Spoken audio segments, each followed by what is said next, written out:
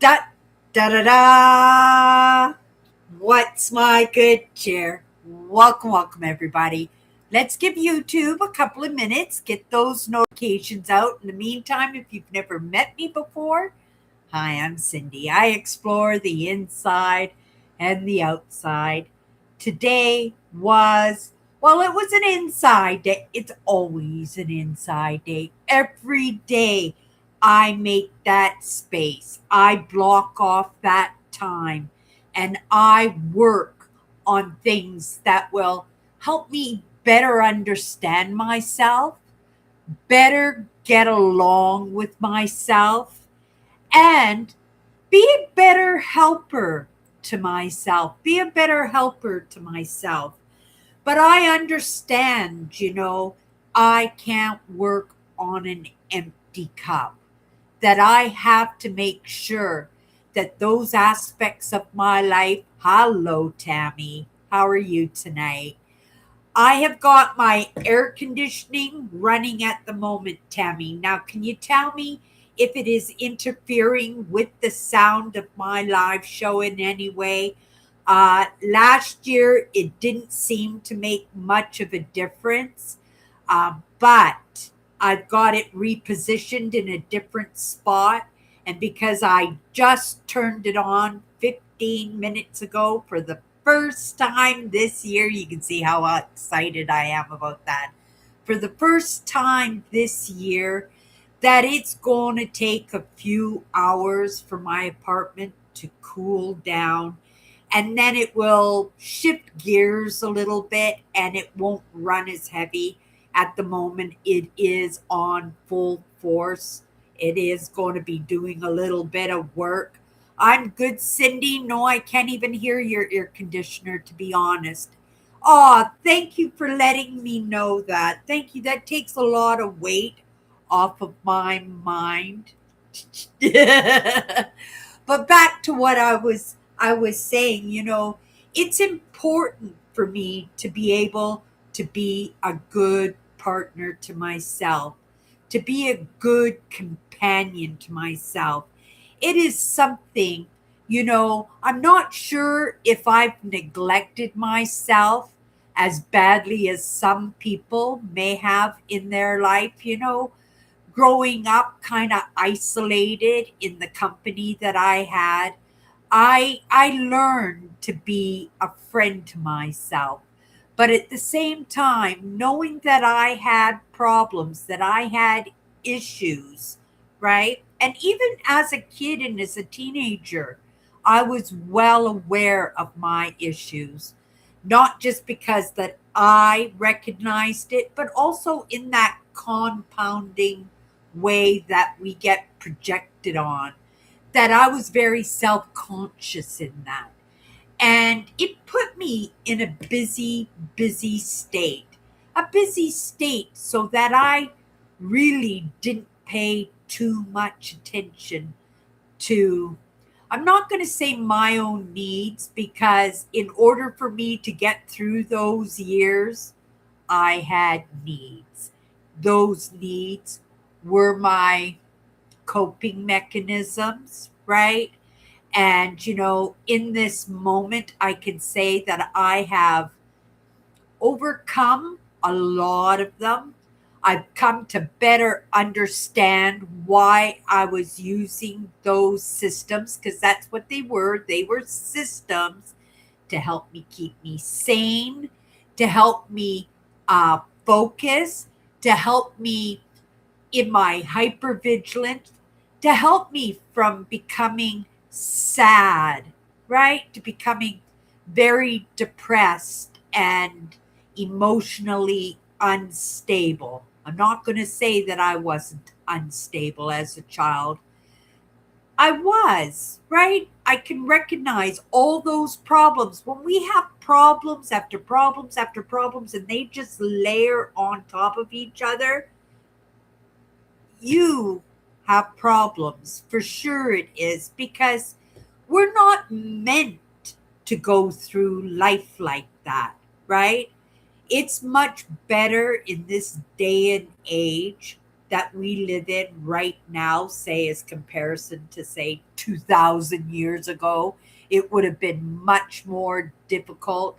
So difficult that we were so wired into just taking care of our safety, like our literal safety. I'm talking our lives, right? That possibly our lives depended on it. We live in a day and age, yes, right? We have to stay safe. We do have to take care of ourselves, and we do have to be aware that the world is still crazy town, that there's still people out there doing not nice things, that are looking out for their own best interest and not the best interest of others, right? We talked a little bit about last week about, when people aren't feeling good, they have a tendency to want to bring everybody's who's around them down to their level. If I'm going to be this miserable, if I'm going to be this scared, if I'm going to be this unhappy and angry, then I want everybody to be absolutely miserable so that I can feel better, so that I can feel that I have more control of my life than other people have control over their lives.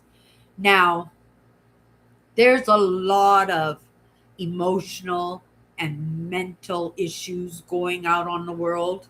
I have no idea how I stepped into shadow work in the networks that I roam around in. Shadow work is not high on the list. Motivation is, inspiration is, moving forward is, but looking backwards, right, in contemplation and looking at where we got things wrong, where we got things right, but not only where we got things wrong, but those people who want to keep us in that state of insecurity, that state of hypervigilance, that state of fear, that state of serverhood to others, right?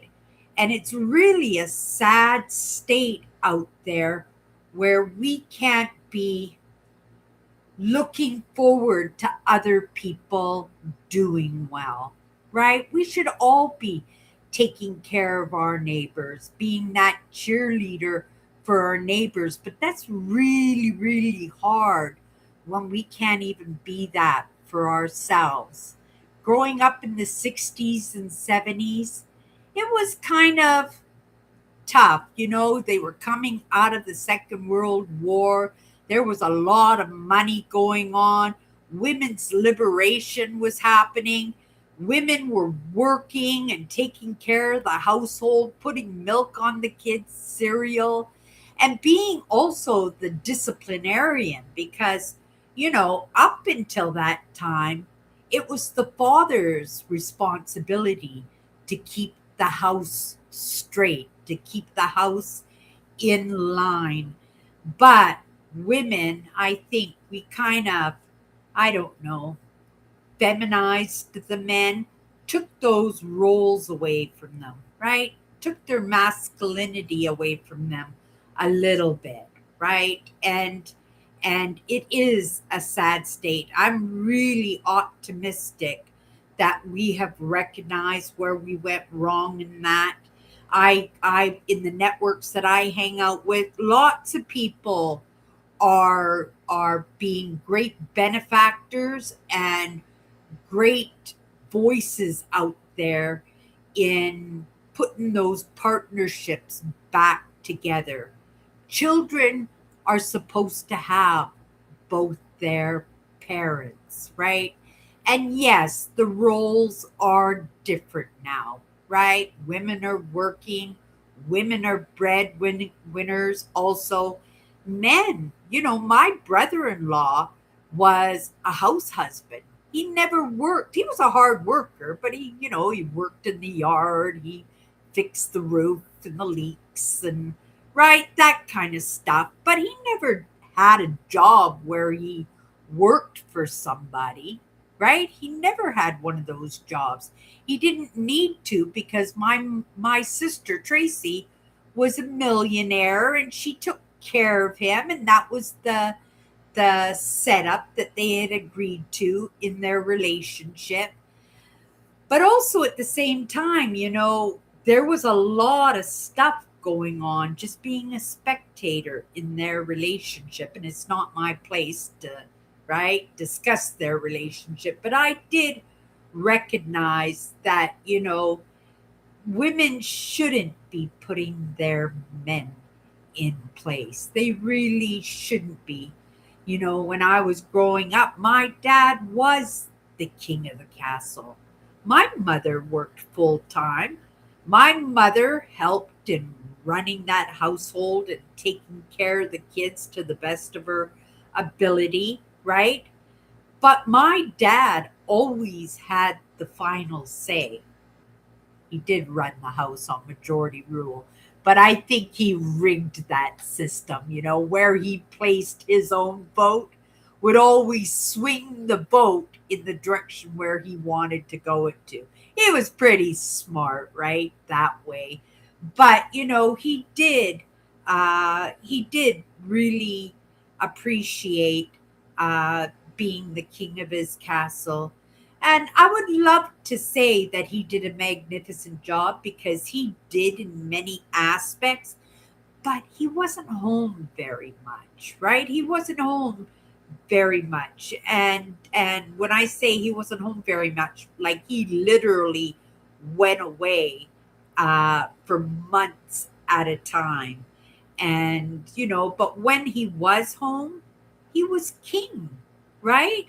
And it was a wonderful household. It was I'm not going to say it was a peaceful household, but it was a much more calmer and predictable household, a place where my system can calm down a little bit in that hypervigilant that kept me at a speed and kept me in an attention where my system could not calm down.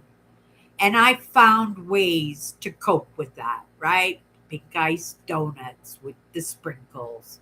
I'd stay out of the house. We were feral kids. Like my mother didn't care if I came home at 1 o'clock in the morning. She didn't care, right? But if I was home, I was in my room. I wasn't normally out and about in the house itself, right? Unless somebody invited me to sneak out after everybody went to bed. I had a bedtime curfew of 7 o'clock at night, right until my senior year in high school in grade 12. Right? And it wasn't because my mother was strict in any way like that. It was because my system agitated her. I didn't get it, right? And if I did understand that my system, right, my neediness, my hypervigilance and trying to keep her calm, all that attention on her, making sure she had her cup of coffee and her feet rubbed and anything that she needed to keep her happy, keep her calm, that agitated her a lot. But she never said anything like that. She would just take it as long as she could take it, 5 minutes maybe, before she would just blow up. And I would have no idea why I was getting it. And it would only make me try to work harder in pleasing her. And understanding that now, understanding these things and putting myself in my mother's shoes as an adult when I was a kid and go back there and really hash over some of these problems that not just I had, but the whole household had. The whole household had. It gives me a better understanding as to what went wrong. Like I said, these were things that in the networks that I float around in, we don't do shadow work. We don't try and do that self-parenting, right? Because we grow up as little kids. That's what happens, right? Because we're not allowed to grow up. And maybe we're allowed to grow up, but we're so afraid of misstepping that we stay in those states of just little kids, right? And we live in a state of agitation and anxiety and fear, right? And the worry in our hypervigilant that we're about to misstep. Like that stuff that I carried on right into my 50s. All the time, I would always feel like I was this close into getting in trouble for something. It's why I never missed a day of work in my entire working career. In over 40 years of working, well, 50 years of working, right? I never missed a scheduled shift in any job. And it's not because I had great work ethics, even though technically I did have good work ethics. It was only because I was too afraid. And yet everybody else I worked with was calling in sick, calling in hung over, would go away for days, have trips come up that they would have to leave on in the spur of the moment, and they would get away with it, right? And I never even tried.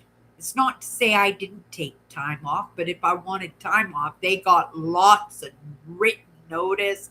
Everybody knew I was going. And I would also be working 10 times harder for like the week before I left to make sure that things wouldn't fall apart without me. And isn't that strange? Especially, in a lot of those positions, I was not supervisor or managers, right? But it's what I did. But these were problems that I picked up when I was a kid, and they carried on into my adulthood. Now, I'm going to have to say, for the past 8 or 9 years, I've been steadfastly going back into my childhood and rehashing a lot of these incidences, a lot of these really sad, scary, frustrating experiences that I had with each member of my family, but not even just my family, my coworkers, my so-called friends, and my true friends. Because in that process of being hypervigilant, I became very, very good at making sure that I was surrounding myself for what I thought were good friends to me because they filled the needs that I needed, and I was able to fulfill the needs that they needed. So it was almost like contracts between us, right? And so when people would get married and go have babies and stuff, I couldn't fill those needs for them. I didn't even want to. I wasn't interested in talking about babies and baby clothes and daycare and husbands, and like this was stuff I was not interested in. So of course there's that fork in the road where we turn down, and it's not because we don't like them, we don't love them, we don't appreciate them. It's just that we have changed, right? We have changed and we're no longer relating to each other the way we used to. And that is okay to happen. It doesn't mean that we left on bad terms. Sometimes it happens. But for the most time, it's just a difference of personalities, right? That we change. We are in a constant state of change. And that's another reason why we don't grow up in our childhoods into our adulthoods, that we stay little kids because we don't change, right? We find a formula and we stick to it, whether it works or not, right? Works for us, where right? It doesn't work for us, but it works for other people. We find that formula, we go, okay, we make sure the house is clean, we make sure we do the best job we possibly can when we're working, we make sure that mom has everything she needs so she doesn't have a flip out, right? That we live this way. And if we don't go back into our past lives and see the mess that we made, you guys hear me say all the time, it takes a mess to clean a mess. Like, you just gotta make a mess. And usually we're a mess already. So cleaning up a mess isn't any more difficult than the mess that we're in. And actually, if you want to put that work in, then it's stuff that we don't have to worry about, right?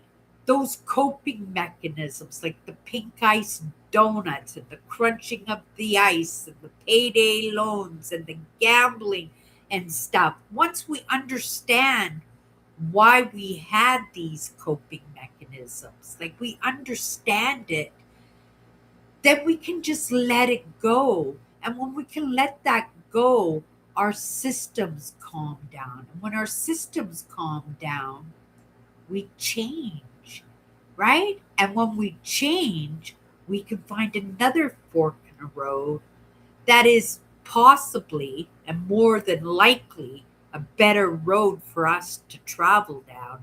Hello, Eugene. Hello, Eugene. I'm doing great tonight. Oh, I hope you're having a great night too. I had a wonderful walk today.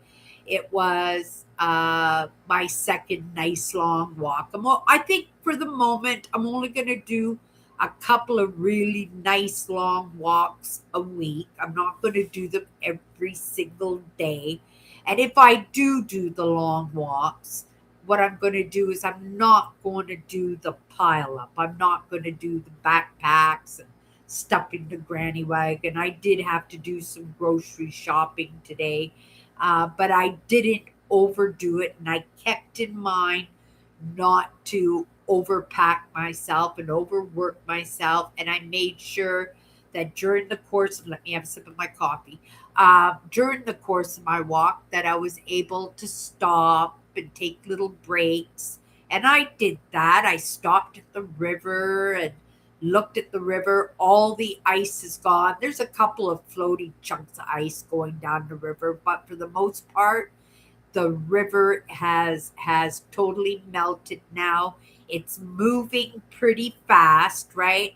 So that means that, further up north and stuff, that the snow is still melting a little bit, but I think within a week maybe that river is going to calm down quite a bit.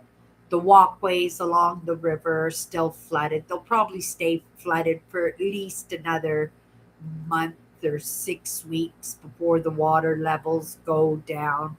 And then yeah, we're into summer. I'm pretty excited. Today's the first day that I have the air conditioner on, so I'm going to have the most amazing sleepy ever tonight, right? I love it. And I love the fact that I took care of myself this week so I could go for a walk today. I could go do some grocery shopping. I went and picked up the paint. I picked up a beautiful turquoise paint, and I'm going to paint and glaze my garden stand that's on the third floor balcony, and everybody plants vegetables and flowers out there. They have some tables out there, and I'm not gardening anymore. I like to spend my time on walks and in bike riding and stuff. For the first couple of years, I made a little garden. It didn't go out very well. My green onions did good. And I think my beets did okay, but I didn't harvest my beets. And then last year, I saw that some of the tenants here took over all my garden pots and my garden table and stuff, and I was perfectly happy with that, that they get good use of it. But when I was looking out the window, I could see my garden table is all rusted. And so I thought that I'm going to go down there. If the door is open tomorrow, I bought a painting sheet and I bought some turquoise paint and I have a glazing kit. So that's waterproof. So when the weather hits it, it's not going to right? Ruin the paint job and start rusting up again. But I have to bring the table into my apartment and I have to use SOS pads to scrape off all that rust. I otherwise it's just going to re-rust through the paint job that I do and it'll look really bad because it'll start rusting underneath my glossy glaze that I put on afterwards. But I'm pretty excited to have an afternoon where I could do that little projects. And I think everybody will get themselves in the mood to get some gardening done. Do you garden there at all, Tammy or Eugene? Do you guys garden? That's good, Cindy, that you are not going uh, to overdo it by carrying too much in the backpacks and with your wagon. I was worried when I heard you say that you carried about 40 pounds in your backpack. Yeah, I did that every day for about a week. I did that and I paid for it. It put me out of commission for a week. And then I gave myself an extra week to recuperate over that. Today I went for a nice long walk. I kind of overdressed. I didn't think it was going to get that warm, considering it didn't even get into the pluses yesterday. It was like I think as warm as it got. Oh no, it did. It got to +1 yesterday, but it wasn't very warm outside, right? Especially when you got the moisture in the air and the winds blowing and stuff. It still felt pretty cold. But today it went up to +18. That's like almost summer. And tomorrow I think it's going to get up to like +20 or something. It's going to get really warm tomorrow. So I was thinking if I could get my class done. Today was my first class in my addictions course, and I went through all the programs that I can get accredited in. And I can get accredited in a lot of different topics that I usually cover, right? Like life coaching, I can get credits in life coaching, health and wellness, I can get extra credits in doing that. There are lots of things that I can get extra credits in.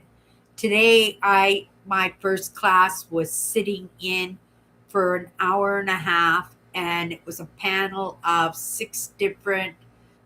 Some of them were therapists, some of them were psychologists, some of them were drug counselors, some of them worked with the indigenous children, and they were all talking about different ways to help people in in um, in drug addiction and how to go about it when you're doing the counseling and stuff.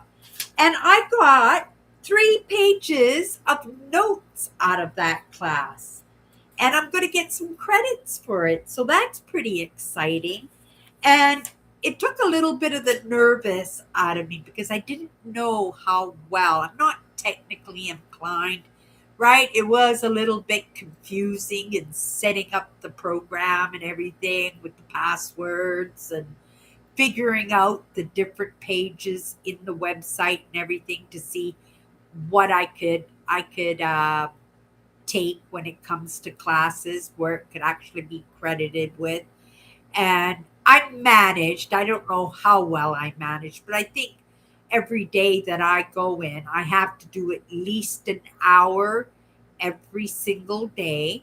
And yeah, my first class was super interesting. Like I just sat here with my coffee and I took my notes and I listened in on the presentations, and they had like um, questions, I guess, because the first class was set up, I guess, a couple of years ago. They had it, but because it's still in the program, I could still take the class, right?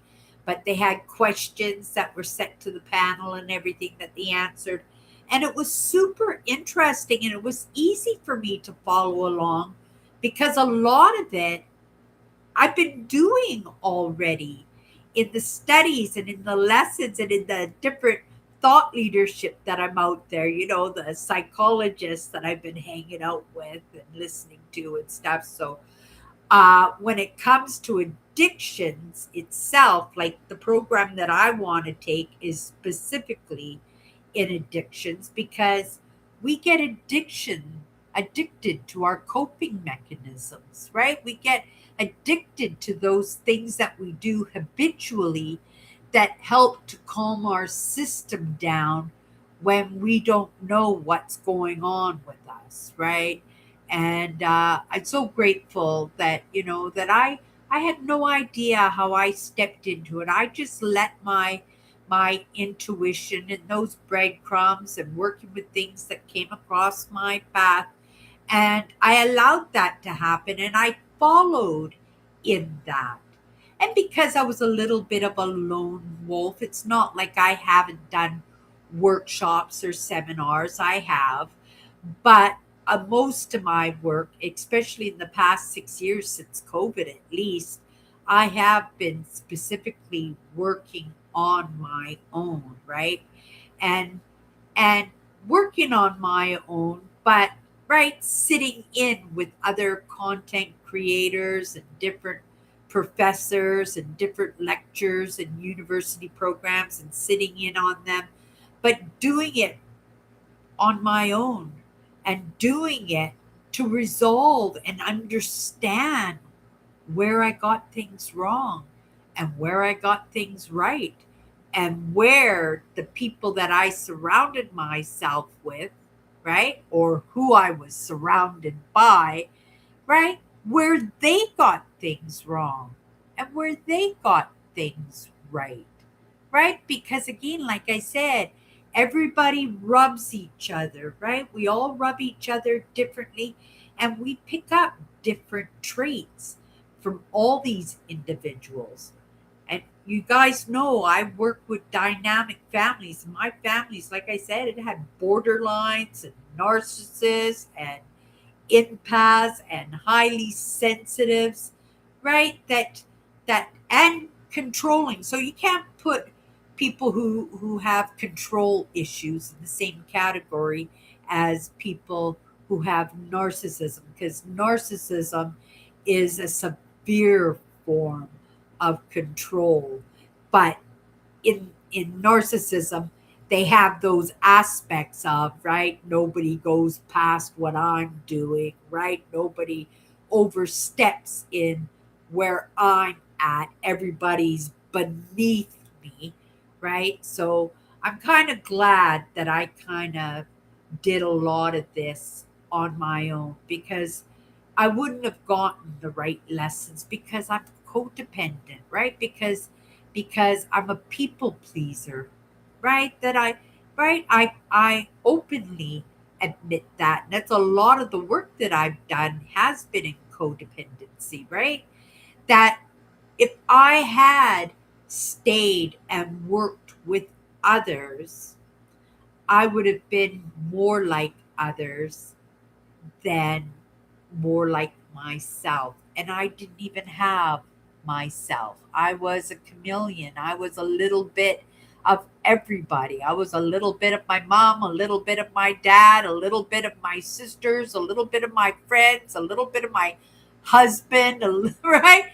And my coworkers and people that I wanted to like me because I would put the extra effort into those relationships too that I would never have been able to find where I was truly supposed to be, right? So grateful. It could have been an easily a different story, right? Just by not having the digital age. Like a lot of this, I would never have stumbled onto because I didn't even know that these people were out there. I considered like smart people. I knew there were smart people out there, but some of these topics that I've been delving into, I was totally clueless. Like I said, when it came to um, uh, Carl Jung, like he'd been floating around in the conversation since I first started stepping my toes, right, in understanding emotions. But I didn't understand him because he was so far beyond me in his intellect, even in the way he talked, in the terminologies. I didn't understand any of it. And so sometimes, right? Well, most of the time, we need those prerequisites. We need one lesson and then the next lesson and the next lesson till now I can sit and listen to Carl Jung all day and perfectly understand his content, right? And oh my goodness, if I hadn't done those prerequisites and I had missed out on Carl Jung's, right? Like Alfred Adler, his content, Sam Vatican, like I would never have been able, and I wouldn't even been interested in, because I would have felt like such a dummy. I would have felt so inferior that I wouldn't have even tried. I would have given up because I was a giver upper. I was, right? I'm not that person now. I never give up, right? Never give up. None of us should. But we should all be doing that work. We should all be trying to go back there and getting a clearer picture as to who we really were, right? And try to bring those pieces into our lives now. Even if the person that you are right now, that you really like this person, right? It's a beautiful person, it's a loving person, it's a giving person, it's still a hurt person because you're not living your true self. And some people just need a little bit of work. Some people need a tremendous amount of work. And to be truthful, some people have been so squashed in their life that it takes a community and will take a community to help them realize the beautiful human beings that they truly are. Yeah, it's pretty incredible what I'm doing. But I believe that as we move forward, I think these will be lessons that will be something that will be worked on a consistent basis. They're even bringing mindset into the school systems now, right? Which is absolutely amazing because it helps the kids at the very least to be able to interact and mix with people and understand people a little bit better. We're talking our small friends and stuff because, all parents are not the same, right? The way we bring our kids up, that we don't rub well with each other. And that's when you hear a lot of times, the mom's going, I don't want you to hang out with little Billy. Little Billy is a bad boy, right? He swears lots and he steals, and right? And then we miss out on an experience because little Billy is not a bad kid. He just does bad things. He just doesn't know what's right and what's wrong. And if we segregate ourselves, there's no opportunity for little Billy, right? It takes all kinds to make the world, but it takes a community to make sure that we don't leave people behind in that. And I'm becoming more and more determined that this is the route that we're all supposed to be taking moving forward, right? It's really messing us up. The kids are not growing up healthy, and we're growing up more segregated than we ever were, just in the money part of it, right? There's no middle income anymore. It's just the rich and the poor, right? There's the power and there's the meek, right? It's really, really sad in the moment, but that it's not going to last forever, right? We're going to get smacked silly in the damage that we've done. And I hope it's sooner than later that we can actually really, really start being serious about course correcting, right? You guys know I love evolution just as much as I like mindset, just as much as I like Mother Nature. I love history and I love evolution, but history and evolution are tied together because the answers are in the past, right?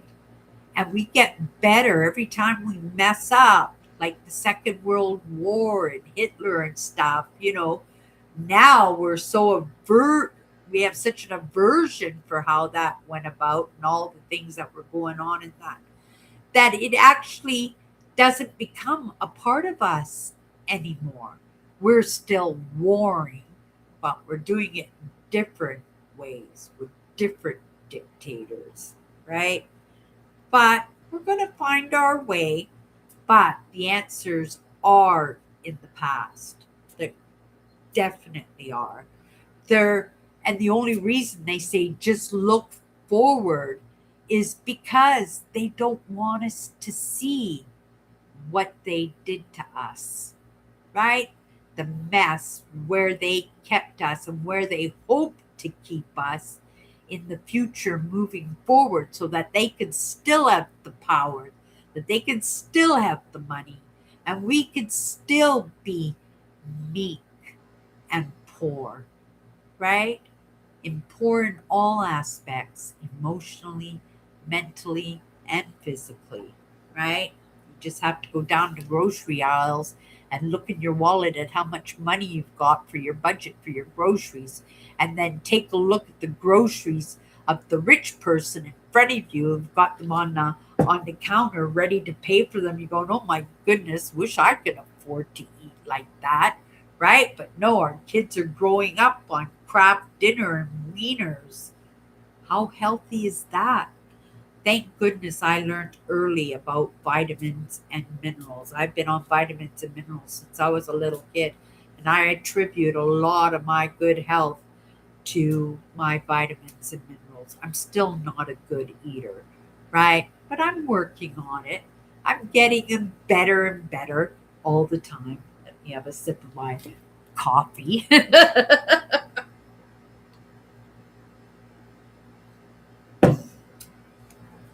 Okay. Yes, I love to do a little gardening. I help some family friends to do theirs too. I have a flower garden and bushes in my yard that I take care of. Oh, beautiful. That's awesome, Cindy, about your courses and your classes there. I'm happy for you and proud of you for starting your first class today. Way to go there, Cindy.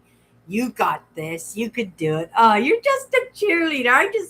Right? I need more Tammys. I really do. You're working 10 times harder at being my cheerleader, right? You're doing the job of 100 people every time that you come in and hang out with me. Like I said, Tammy, make sure that you're doing it because you love to hang out here, right? Right? That you're not giving out of an empty cup. I want your cup to be full, right? I want you to be happy and loving your life, right? And being content in the way that it works out. Life is still a struggle no matter what, but there are lessons in the struggle, right? So take note of the struggles, take note of the lessons, and do better by yourself and by others from what you learn in that, right?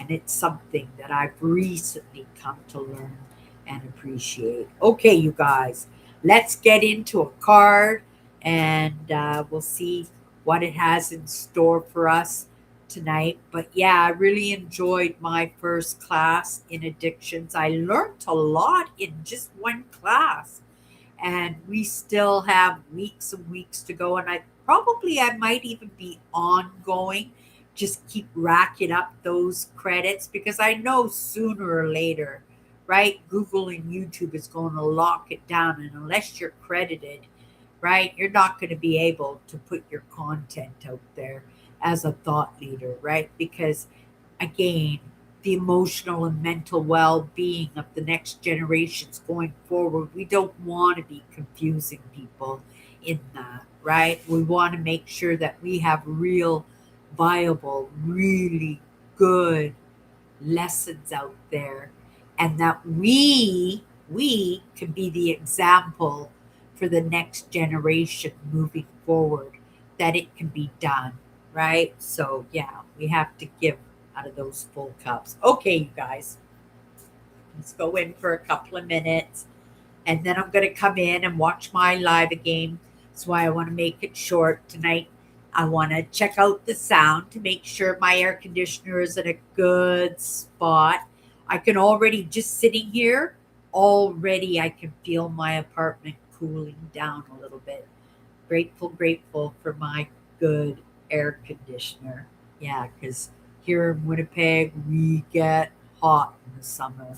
So, and these these upright air conditioners are not cheap, right? We're not allowed, because we're in a high rise, so it's a safety issue. If they're not properly installed, that they can fall out and conk somebody on the head or something. So we're not allowed to have window air conditioner, and there's no place to insert them through the walls and stuff. I guess they could invest a little bit of money and do that if they wanted to, but the world we live in, right?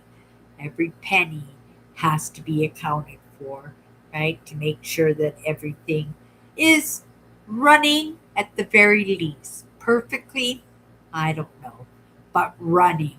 And that's a good place to start. Okay, you guys, let's get into a card. And we're going to take this one tonight.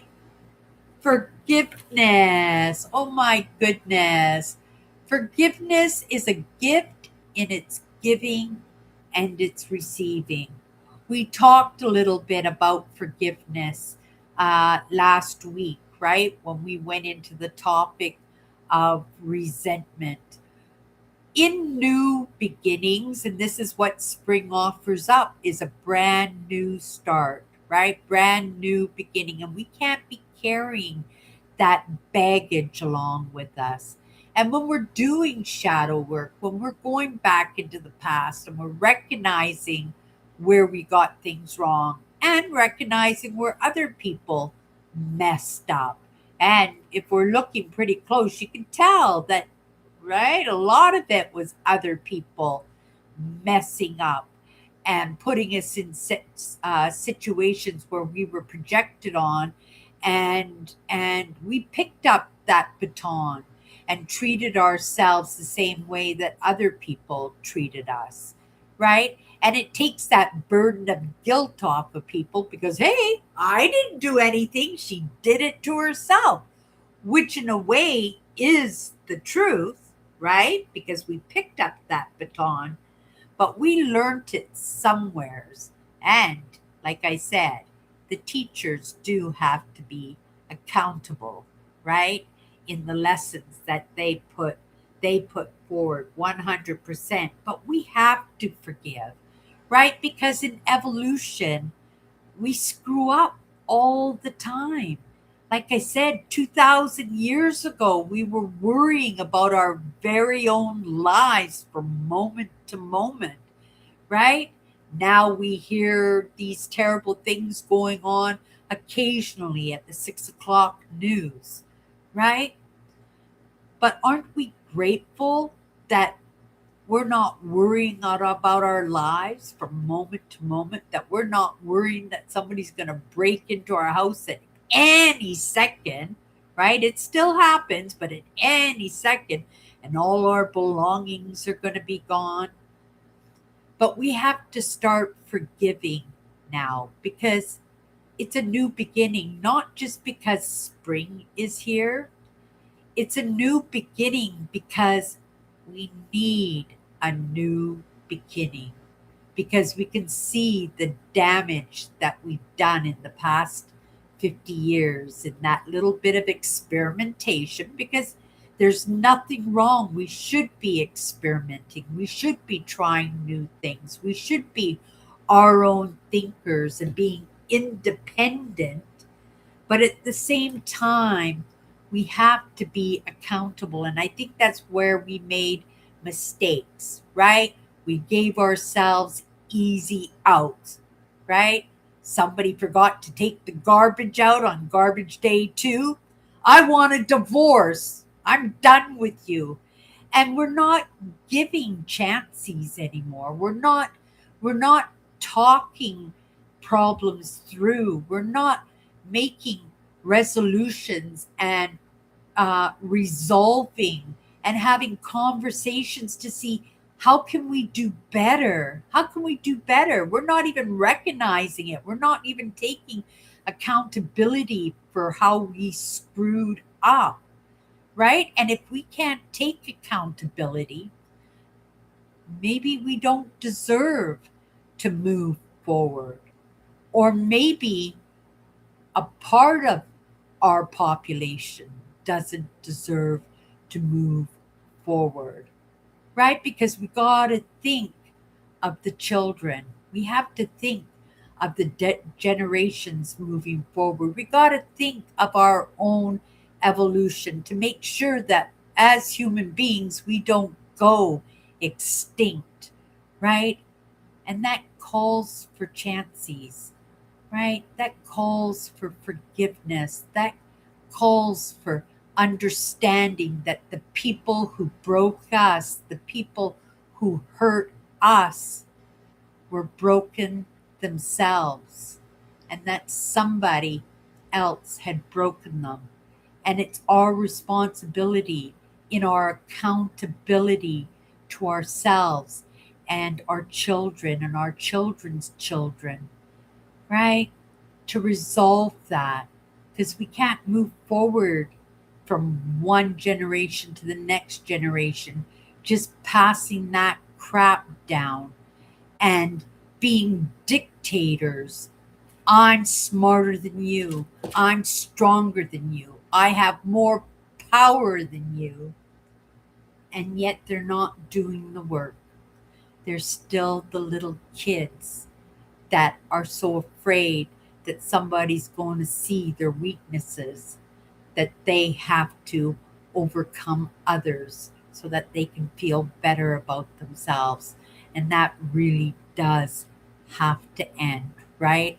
As a small man, we have a voice, right? And as neighbors and as teachers, right? As friends and family, we have to have those conversations. We have to hold each other accountable. And in this digital age, right? Nobody's getting away with anything. Nobody's getting away with anything. So why not take this opportunity and this moment in time to wipe that slate clean, right? And not just, right? There's no reason to say sorry if you don't know what you're sorry for. But it's your responsibility to delve deeper, right? And to recognize where you got things wrong and where you got things right, right?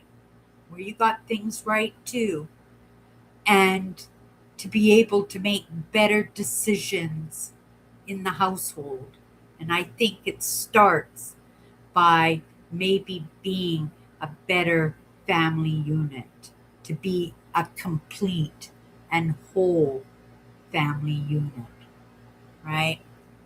Got to start with some conversations, right? Serious conversations. But you know what?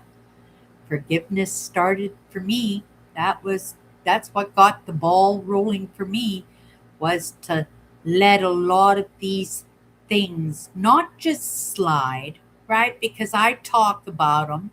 I make sure that they're recognized, because if they're not recognized, if they're not called out at the very least, you're just giving somebody permission to go off and do that to somebody else, right? And if you had asked me when I was 20 years old if I believed eye for an eye, I would have said, oh, yes, eye for an eye. But you know what?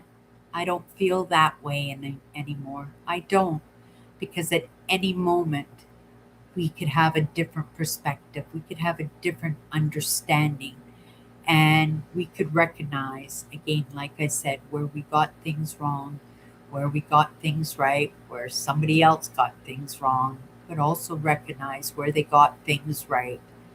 And if we want to, right, in that accountability for doing the right thing, we can wipe that slate clean and start anew, right? Start fresh and do a little bit better next time. Okay, you guys. I'm here for you, Cindy. I truly do care for you. I'm happy here with you and your channel. Okay, as long as that's, and I understand that you're not lying in that, Tammy. So I appreciate that you say that, and it takes a little bit of a weight off of me because you really are a very giving person. But I want to make sure that you are enjoying your time with me because some of these conversations are tough, right? And I love that you contribute your own insights too into the conversation. I really appreciate that too. Eugene, Tammy, everybody else that's hanging out with us, I hope you have a great night. And guess what? I'll be back tomorrow. We're going to talk about baby steps tomorrow. It's what we were going to talk about tonight, but I just kind of went off in a different direction. But it works. You guys have a great night.